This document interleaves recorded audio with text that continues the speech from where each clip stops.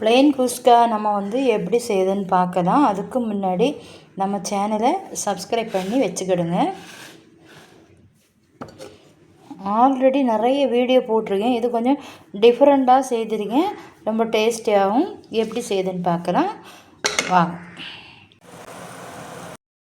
இப்போ ஒரு பவுலில் 1/4 கிலோ தாவூத் அரிசி மெஷரன் கப்புக்கு நான் எடுத்திருக்கேன். 1/4 கிலோ கரெக்டாக எடுத்திருக்கேன். இப்போ 2-3 வாட்டி இந்த தண்ணி விட்டு நம்ம க்ளீன் பண்ணி எடுத்துக்கலாம். அரிசியை போட்டுட்டு சும்மா கையை போட்டு அரிசியை கழுவும் போது அரிசி உடஞ்சிரும். ஆனால் முதல்ல க்ளீன் பண்ணி ஒரு குக்கர் வச்சுட்டு அதில் கோகோனட் ஆயில் நான் சேர்த்துருக்கேன். ஒரு 2 டீஸ்பூன்.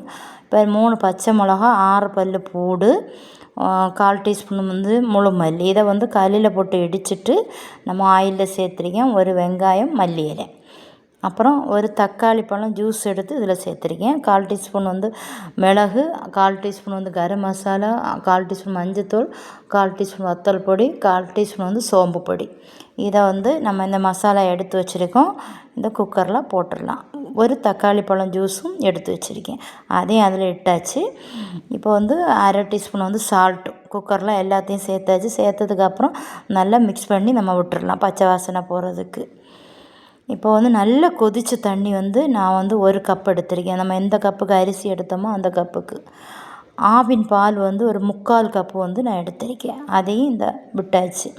அப்போ இந்த பால் சேர்த்து இந்த ரைஸ் செய்யும்போது சூப்பராகவே இருக்கும். இன்னும் திருப்பி திருப்பி சாப்பிடணும் போலே இருக்கும். அவ்வளோ டேஸ்ட்டாக இருந்துச்சு. நான் ஒரு தடவை செய்திருக்கேன். இப்போ தாவூத் அரிசி நம்ம க்ளீன் பண்ணி வச்சுருக்கேன் இல்லையா, அதை போட்டுட்டு பாதி லெமன் விட்டு கொடுக்குறது எதுக்குன்னா பால் தெரியணும்னு நினைக்க வேண்டாம், ஒன்றும் செய்யாது. லெமன் விட்டு மூடி வச்சதுக்கப்புறம் 2 விசில் போட்டு நம்ம எடுத்துடலாம். ப்ரெஷர் குக்கரில் செய்யறதுனால நல்லா சூப்பராகவே இருக்கும். இப்போ விசில் எல்லாம் அடங்கிடுச்சு. நான் அதுக்கப்புறம் கொஞ்சம் ப்ரெஷர்லாம் அடங்கினதுக்கப்புறம் ஒரு 10 நிமிஷம் கழிஞ்ச பிறகு தான் ஓப்பன் பண்ணி பார்க்கணும். இப்போ பாருங்கள், சூப்பராகவே உதிரியாட்டு. இதில் முட்டை சேர்த்தோன்னா முட்டை பிரியாணி. இப்போ ப்ளெயின் குஸ்கா நம்ம சேர்த்துருக்கோம். சூப்பராகவே இருக்கும். ஆல்ரெடி நம்ம கிரில் சிக்கன் ஷார்ட்ஸில் பெப்பர் வச்சு போட்டிருக்கேன். சூப்பராக இருக்கும். இது கூட வச்சு சைடிஷ்டாக வச்சு சாப்பிட்றதுக்கு.